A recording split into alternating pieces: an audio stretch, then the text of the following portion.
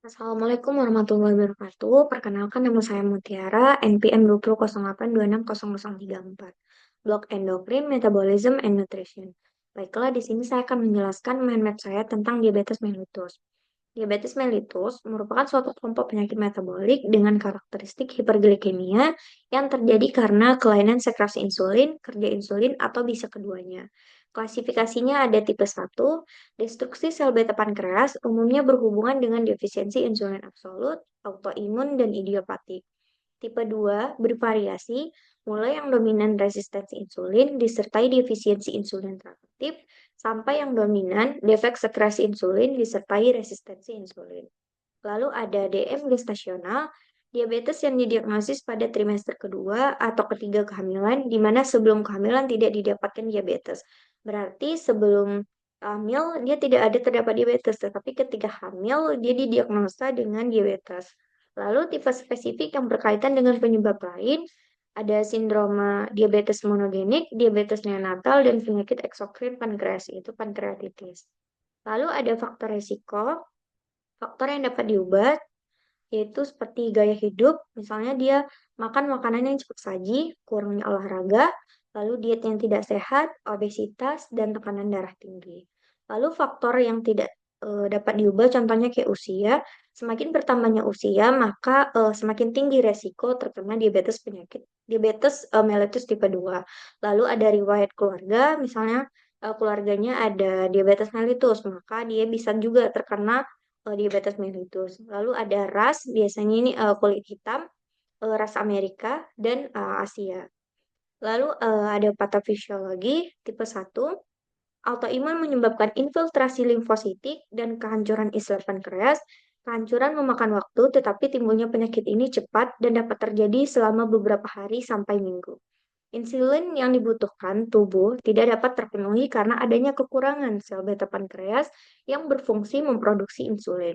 DM tipe 1 ini membutuhkan terapi insulin dan tidak akan merespon insulin yang menggunakan obat oral. Lalu tipe 2, kondisi ini disebabkan oleh kekurangan insulin tetapi tidak mutlak. Tubuh tidak mampu memproduksi insulin yang cukup untuk memenuhi kebutuhan yang ditandai dengan kurangnya sel beta atau defisiensi insulin, resistensi insulin perifer. Resistensi insulin perifer berarti terjadi kerusakan pada reseptor-reseptor insulin sehingga menyebabkan insulin menjadi kurang efektif mengantar pesan-pesan biokimia menuju sel-sel. Lalu bagaimana kita mendiagnosis penyakit diabetes mellitus nih? Pertama dari anamnesis, polifagia yaitu banyak makan, polidipsi banyak minum, poliuria itu banyak buang air kecil. Lalu ada penurunan berat badan, di mana penurunan berat badan ini kita tidak tahu apa penyebabnya. Lalu pemeriksaan fisik itu bisa kita lakukan pemeriksaan vital sign, indeks massa tubuh, dan lingkar pinggang. Lalu pemeriksaan penunjang itu ada pemeriksaan glukosa plasma puasa di atas 126 mg per desiliter, pemeriksaan glukosa plasma sewaktu di atas 200 mg per desiliter, lalu ada TTGO di atas 200 mg per desiliter, HbA1c di atas 6,5, C-peptide di atas 0,5. Lalu komplikasi apa saja dari penyakit diabetes mellitus ini? Ada akut dan kronik. Kalau akut tuh ada hipoglikemia, ketoasidosis diabetik, sindrom HNK, hiperglikemia, hiperosmolar, non-ketotik. Baru kalau kronik ini ada mikrovaskular sama makrovaskular.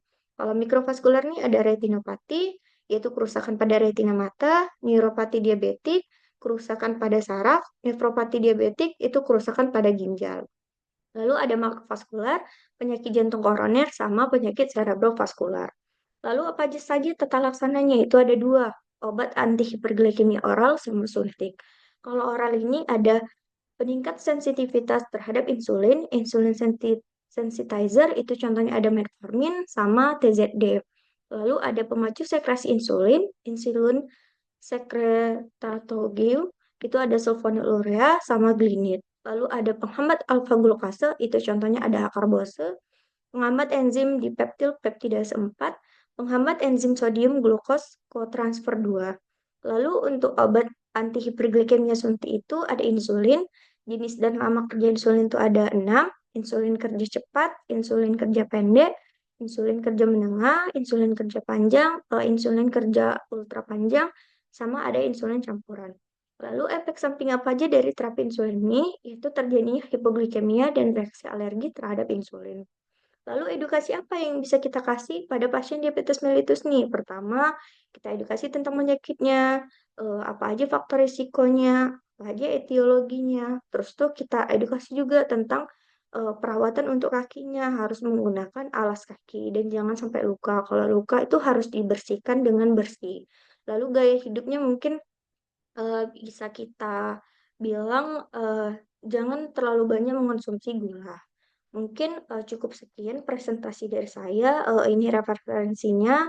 Terima kasih, saya akhiri. Wassalamualaikum warahmatullahi wabarakatuh.